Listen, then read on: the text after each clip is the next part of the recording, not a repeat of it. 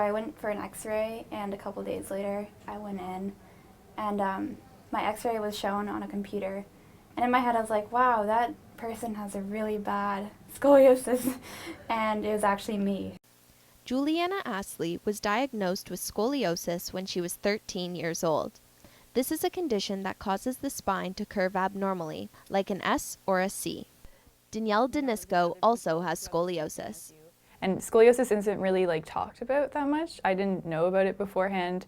My parents didn't really know about it either. So it's kind of like you feel, okay, this is your diagnosis, now what do I do? Well, Danielle teamed up with Juliana to take matters into their own hands. In Ottawa, they formed the first Canadian branch of Curvy Girls, a scoliosis support group. When you find out about stuff like this, you don't know what to do. So I think it's good to share with people what worked and what didn't work, and it's interesting and knowing that people are there for you and are going through the exact same thing. Our main goal is to support girls who have scoliosis, but we also try to raise awareness of scoliosis. We have monthly meetings where usually about 8 girls show up, and we just talk about issues of scoliosis, such as clothing, bracing, or even surgery. Girls of all ages can attend from across the country.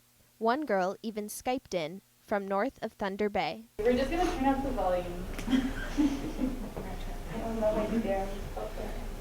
Okay. The meetings are also a chance for parents to ask questions and share advice.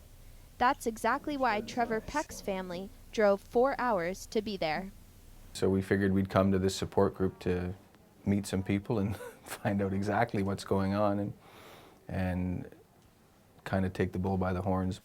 While the group is social, it plays a vital role in clarifying a very confusing process.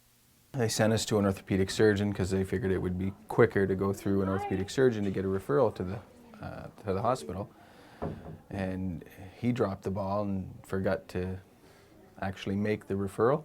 She kind of forgot about the monitoring the following year, so it's led 18 months later that we found that she was badly looking. So she kind of slipped 2 years too far to take charge over her conditions. Cases like these can be avoided. Half the battle is early detection. Early detection is important because then you have more treatment options available instead of just surgery presented to you.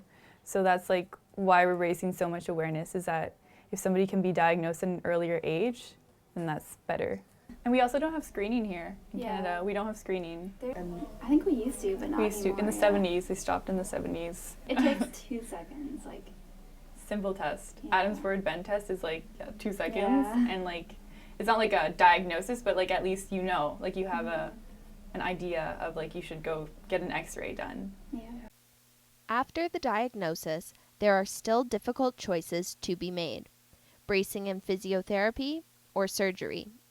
It's really a call from the families as well as the surgeons who can offer the surgery, and some of the families have a problem signing that form, and there's no pain, no disability, no problem with the child to actually go through that. And surgery is just such a scary thought, there's so many factors to think about, and you have a scar for life, and you have titanium in your back, and it's just, if there's a chance of saving it, you might as well give it a shot, and if it doesn't work out, then you really have to consider surgery. Even if families choose bracing, it's still a difficult road.